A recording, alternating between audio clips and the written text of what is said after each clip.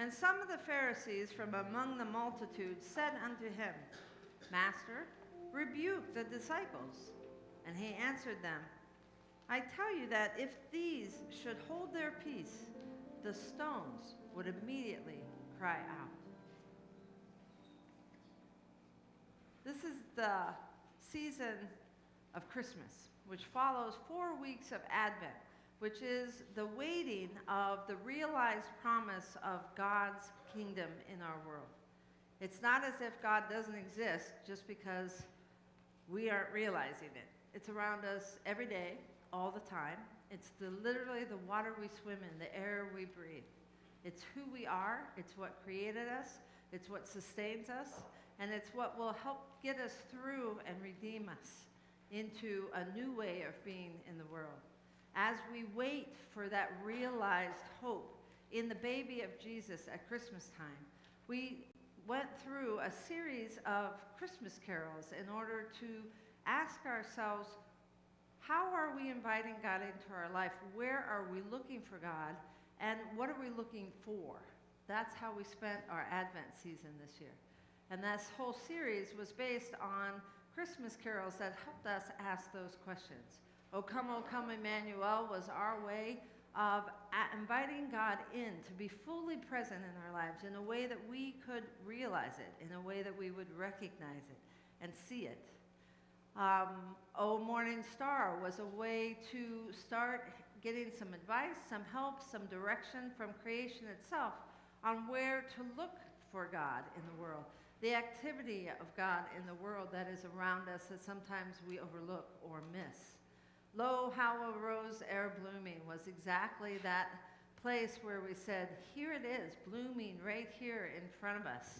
And sometimes we don't realize it, we don't recognize it, and we have to trust that the Spirit is in fact helping us find a way to describe the indescribable, a way of describing a scent of a rose or a nudge of God that pushes you in a particular direction that helps you follow God's will in the world. And Down to Earth was exactly that, speaking about how God speaks to us right where we are, right here on earth, as human beings in the world, and how God is incarnate in our lives and loves us beyond our wildest imagination in a way that helps us become who we were created to be, actively present in our lives. And then Silent Night and Joy to the World were our proclamation of God's presence with us here at Christmas time. So today, we are talking about the last carol on our carol quest, and it's called A Stable Lamp is Lighted. It's based on a poem by Richard Wilbur.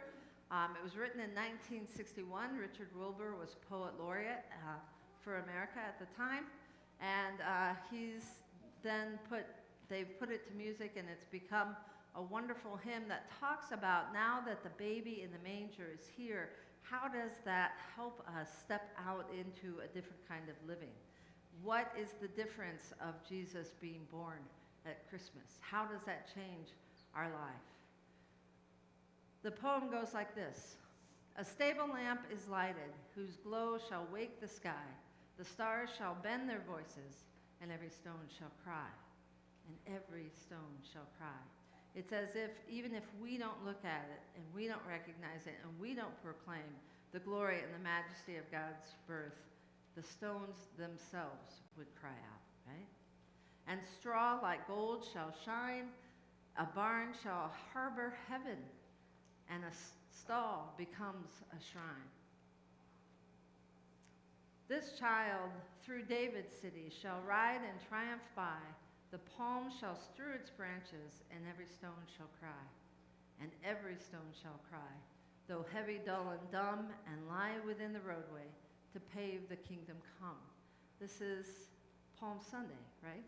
The majesty of God walking through the city of David. Yet he shall be forsaken and yielded up to die. The sky shall groan and darken, and every stone shall cry. And every stone shall cry. Through the birth and the glory of Jesus, the stones are crying out. And here, even in Jesus being forsaken, the stones are crying out. For stony hearts of men God's blood upon the spearhead, God's love refused again. But now, as at the ending, the low is lifted high. The stars shall bend their voices, and every stone shall cry, and every stone shall cry, in praises of the child, by whose descent among us the world is reconciled. This is the point of the Christmas story, that through the descent of God, through the child of Jesus, our lives are changed forever. Our activity with God is much more alive and present in us, so that we have the strength and the courage to step out in altogether new ways. We can look for the unexpected in the world and start to participate with it. Think of new ways. Look for different results. Intentionally look for God in ways that we didn't even think to look before. This is how we are reconciled to one another and with God. The baby in the manger shows us visibly the invisible God that's around us all the time. And we as a community at Countryside are stepping out into this Christmas living through our participation in the Tri-Faith. We are doing a new thing here. We are participating in what God's plan is to do a new thing in the world. Being the intentional presence and neighbors with our Jewish and Muslim brothers and sisters. We are trying something altogether new. But it's not just us who are always looking for some way to find God in the activity all around us that's already happening. There are tons of people out there that are looking for new approaches, new ways of doing things, the unexpected that's coming into the world, and how we can participate with that. This is how we live out Christmas into Epiphany, into Lent, into Easter. How we live out our faith in God and recognize God's presence with us, Emmanuel, all the time. We have tons of folks that are standing with us as we try a new approach. And we have tons of people that are out there praying for us in the Tri-Faith, as well as all the other social justice issues that we're out there speaking up loudly about, thinking of new ways to handle, thinking of new ways to be in communication and conversation with each other about. This is what it means to live in Christmas. As we sing our hymn, I'd like for you to be thinking about how God is breaking into your life in a new way. This year, with the coming year, you've got a brand new year, you've got a brand new church building we're moving into, a brand new way of being church. What does that mean for you? And how do you see God working with that? And when we come back, we'll talk about how Dan sees something new happening in his life.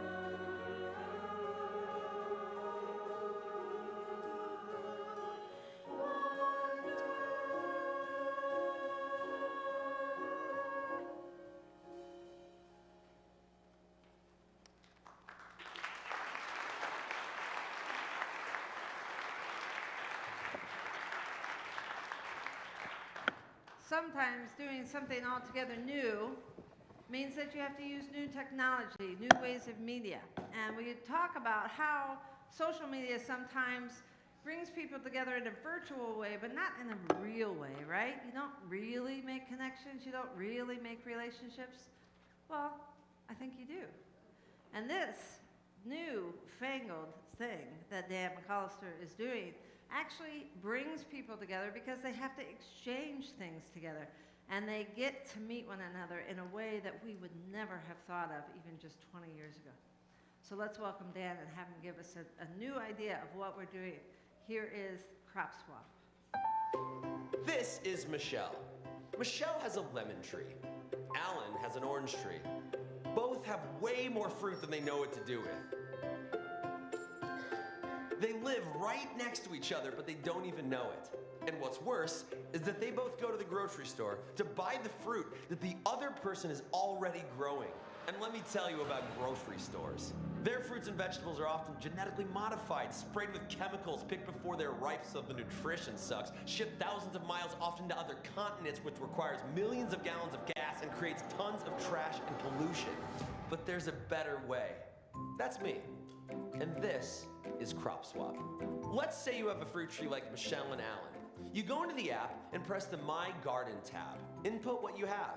You can give this fruit a profile. Do you know the specific variety? Was it grown in fresh compost? Do this for everything in your garden. On the home screen, you can see people around you who are doing the same thing. What do they have? If it's something you want, you can initiate a trade. Every week, there will also be localized crop swaps with lots of people meeting up. Simply record what you'll be bringing, and you'll be able to see what the group has. If you don't have anything to trade, no problem. You can also pay with money, but now you know where your food's coming from. So, Michelle has a lemon tree, and Alan has an orange tree. With all this extra fruit, they can just swap. But it gets better. With Crop Swap, Michelle and Alan are about to make a whole lot of new friends. Because Andrew has a lime tree, Gabby has apples, Chuck grows tomatoes, and their friends and neighbors have more friends and neighbors. Now everyone can swap. Crop Swap. All right. Thank you. Thank you. I hope we applaud like 4 more times for me during the course of this presentation. Thank you so much for coming this morning. Some of you know me. I was raised here in this church, sang over there many a Sunday, and I have since I moved to California. Now I'm kind of living on the road and seeing the country. So this is something that I created. This is an app for trading fruits and vegetables. A lot of us know that food waste is a problem. Anybody feel guilty throwing food away? And yeah, and there's a lot of bad sides to that, right? That food turns into methane, which causes climate change and is not good for the world. And you know, I came to this realization to create this app by way of just being a gardener. Some of you might know this. I started growing food about 5 years ago. I started growing food, and that's what I want to talk to you about today. I want to talk to you about growing food. I could give you just a pitch on my thing, but you know, let's talk about food. Let's talk about growing food. So this is my front yard in Los Angeles, California. So those are raised beds. First of all, show of hands. Who gardens here? Anybody garden here? Okay, very good. So yeah, this is what I do. Here's a picture here. I'll show you this next one. So that's my backyard. There's a lot of kale in these beds. This was in the fall in LA. I know you guys are jealous. This is probably in like December, so I was growing all year round. Must be rough for you guys. So yeah, that was my backyard. That was a lot of greens. That was a lot of kale and different lettuces. I had like 9 different lettuces, arugula, all the whole thing. It's me holding a big carrot. And that's my front yard. And in my front yard, I didn't have a fence. There's no fence. People could come and take food from me. You know, I don't understand fences. I don't understand why people have gardens and they want to quarantine it all for themselves. I would regularly accost neighbors if they were walking by my garden and they didn't take a tomato. That's what it's there for. Take some food. Don't be stingy, right? All right, so that's a tomato. And so I grew a lot of food. I became obsessed with it. I started kind of getting recognized by my neighborhood because people would stop by in front of my yard and be like, what the heck is going on here? How are you doing all this food? This must take so much of your time. So that's me giving a class. I used to give classes out of my house on the weekends. I would invite people from my neighborhood and people from the internet. You know, some media in LA started kind of noticing, and so I started having a lot more people come to my classes. And one of the craziest things from doing this is at my classes, I would regularly have master gardeners. Master gardening, I don't know how long the certification is, but it takes people, I think it's at least a year or something. It's pretty long certification. I have horticulturists from colleges, and they'd all come into my classes. And the absurd thing about this was, I learned on my own. I taught myself how to grow food. And I did this in the course of 1 year. So in the course of 1 year, I already had done that. That was about after 6 months. I'd never gardened in my life, as my mom will attest. I never gardened with my mom, okay? I learned everything on my own, online, and then I was giving classes within a year. But my friends, here's how I did that. You know, the theme of today we're talking about is the unexpected.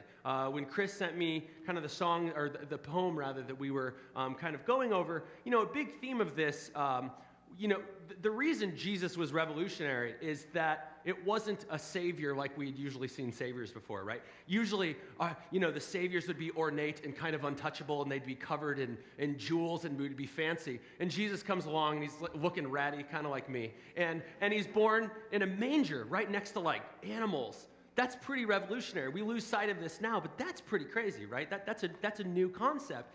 And I believe in universality. I think truth speaks to us in many different ways. And I'm here to convey to you today the same thing happens with growing food.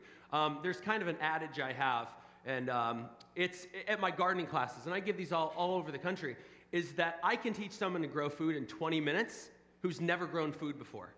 But if they've gardened before, it takes me like 2 days. Because it does. Because the way that we do things, we get locked into systems.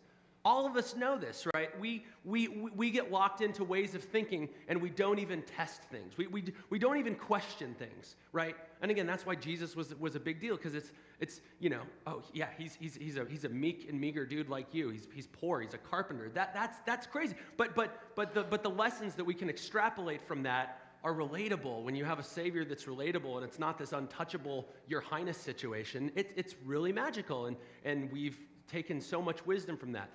I want to do this. I'm going to teach you a little bit about growing food. Is that okay? Can I teach you about growing food today? And in doing so, I want to illustrate what I'm talking about. I want to illustrate that when you can kind of when you can question your assumptions and try something new, brilliant things happen. Let me give you one more story. I think you've probably heard this story before.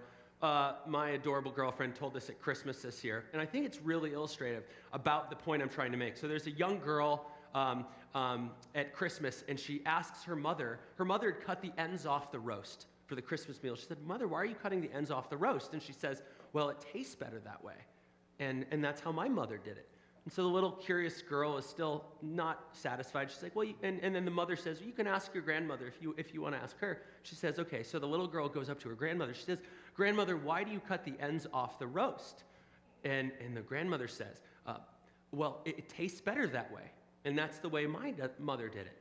And so the little girl is still unsatisfied. So she goes to the great-grandmother, and she says, "Great-grandmother, why do you cut the ends off the roast? Does it taste better?" And the great-grandmother looks at her puzzled and said, "No, it just didn't fit in the oven."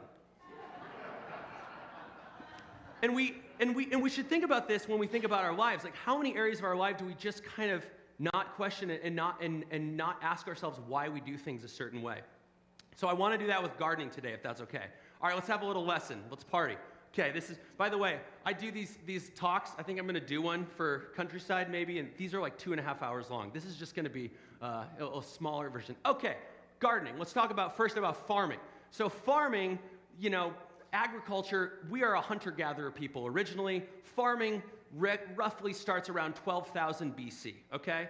In the modern day, you know, the Fertile Crescent, which is like modern day Iraq, Iran, Syria, that is where we start to see people cultivating food, okay? So people start, they move away from just wild foraging, and they start intentionally planting things. We're all on board, right? We all know what's going on. So this is obviously a more modern picture of farming, But this method of farming was this has just been the status quo. There's these long rows, right? And why do we have rows? We have rows so a big tractor or a mule can walk through the row. Does that make sense?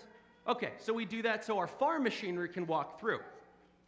We'll look at another picture here. So this is another picture of row gardening, or row farming rather. And then what happens is, and this is the essence of what I'm talking about, my friends. What happens is, without questioning, people just said, oh, how do you garden? You garden like you farm, right? So what they did, this is called row gardening. See this here? This is row gardening. I plant this way when I farm, I should garden this way.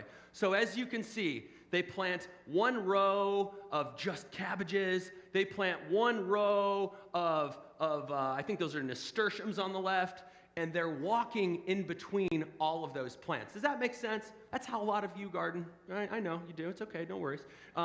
You put it at the end of your yard, and you garden this way. So let's look at another picture here. So again, this is row gardening, right? So you see that. You see all that. You see some of that green. But you know what's most represented on this picture? Dirt. See how much dirt there is there? So the person that took this picture, I think, is kind of a little disingenuous because they made their garden look really good. Okay, am I right? What happens if I plant all of my things in a tidy little row and then I water the whole thing? What happens? Scream it out. What happens? Weeds. Weeds happen, right? Weeds happen because I'm watering everything. I'm wasting a lot of water. And I'm watering everything, I'm using a lot of seeds, and then I'm spending all of my time weeding.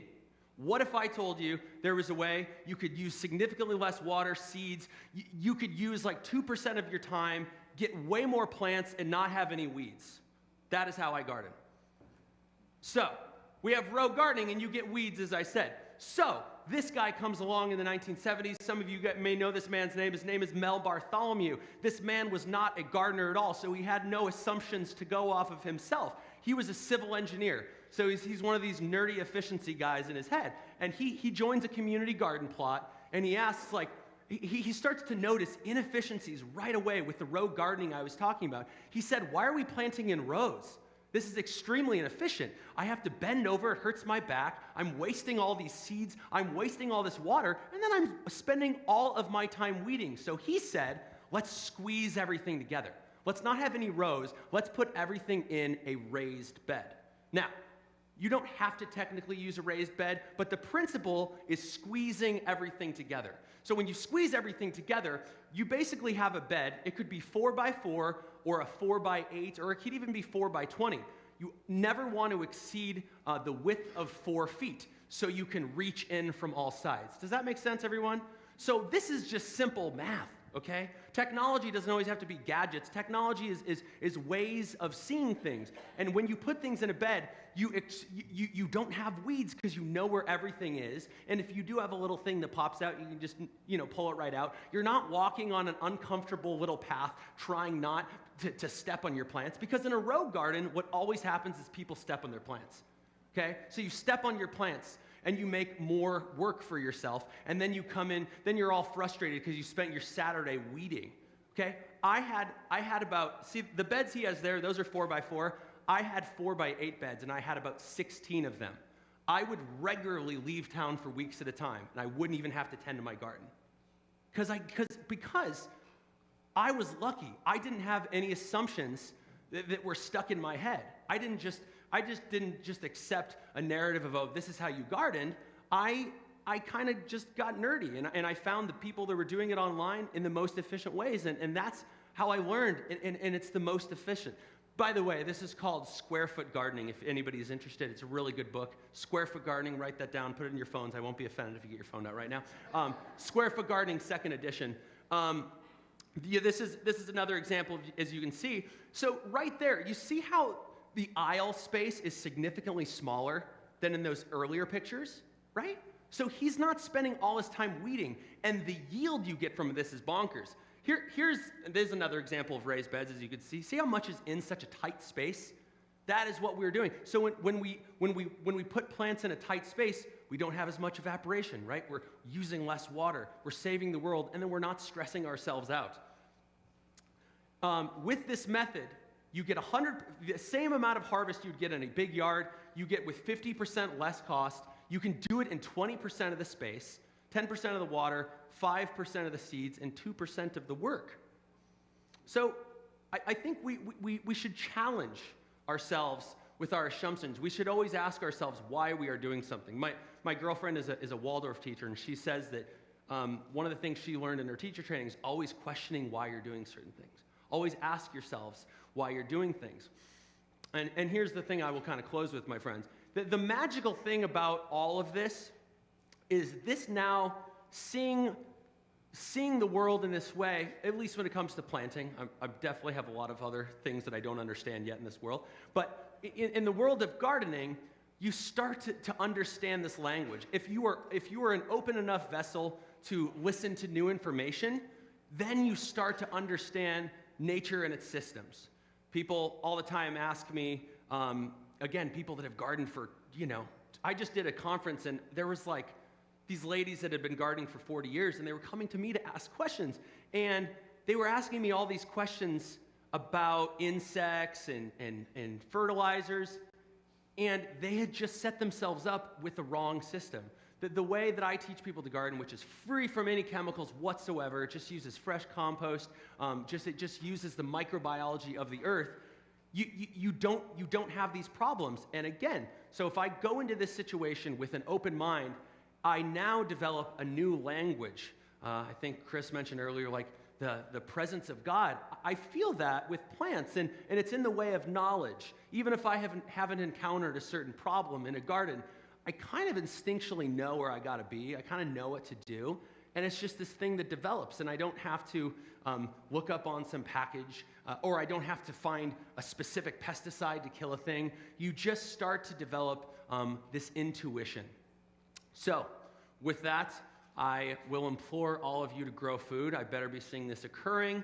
Don't be intimidated. Please don't say the thing when we leave today. Don't come up to me and say, "Oh, I have a black thumb." That's the worst. Don't say that. You're relegating that you will never be able to grow food. You just haven't had the best information. It's really, really not that hard. But I implore you, with growing food or these other areas, check yourself before you wreck yourself. Check yourself, test your assumptions, and see if these things actually work. And with that, my time's up. Thank you, guys.